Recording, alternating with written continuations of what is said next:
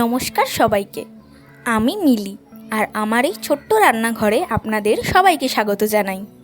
আজ আমি নিয়ে এসেছি একদম সামান্য উপকরণ ও নামমাত্র তেল সহযোগে সজনে ডাঁটা দিয়ে বেগুনের তরকারি। গরম ভাতে প্রথম পাতে কিন্তু খুব ভালো লাগবে।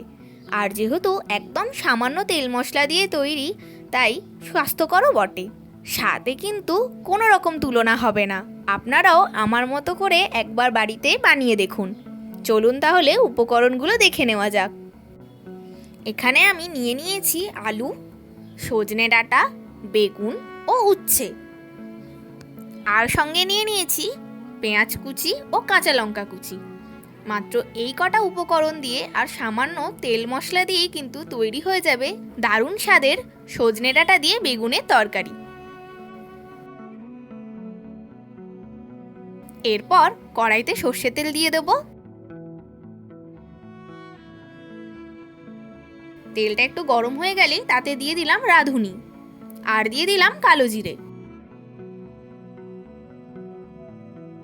এরপর দিয়ে দেব কাঁচা লঙ্কা কুচি ও পেঁয়াজ কুচি।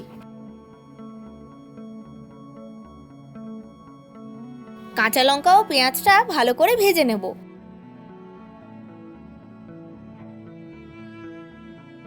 এরপর একটু নুন দিয়ে দিলাম, উচ্ছেগুলো দিয়ে দিলাম।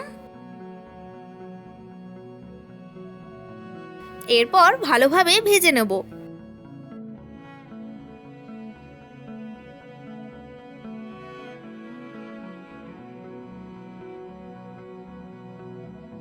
এরপর দিয়ে দিলাম সামান্য হলুদ গুঁড়ো। কেটে রাখা সজনে ডাঁটা ও আলুগুলো এবার দিয়ে দেবো। খুব ভালোভাবে সজনে ডাঁটা আলু সহ সমস্ত উপকরণগুলো মিশিয়ে নেব। এরপর আরেকটু নুন দিয়ে দিলাম। এরপর উপর থেকে একটি ঢাকা দিয়ে মিনিট 5 জন্য রেখে দেবো। এরপর ঢাকা তুলে সমস্ত উপকরণগুলো একটু মিশিয়ে নিয়েই তাতে এবার কেটে রাখা বেগুনগুলো দিয়ে দেবো।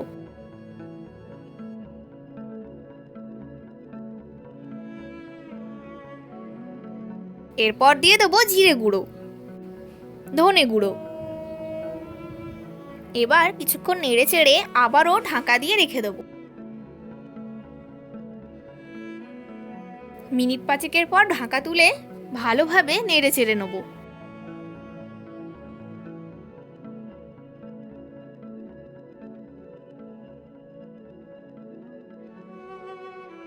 এরপর দিয়ে দেবো সামান্য একটু চিনি এবং 1 গ্লাস মতো জল। আপনারা যদি আমার এই চ্যানেলে নতুন হয়ে থাকেন তাহলে অবশ্যই আমার এই চ্যানেলটিকে সাবস্ক্রাইব করে দেবেন এবং আমার এই চ্যানেলে হওয়া নতুন নতুন রান্নার আপডেটগুলি সবার আগে পাওয়ার জন্য বেল আইকনে একটি ক্লিক করে দেবেন। এরপর স্বাদ মতো একটু নুন দিয়ে দিলাম শুকনো লঙ্কা গুঁড়ো।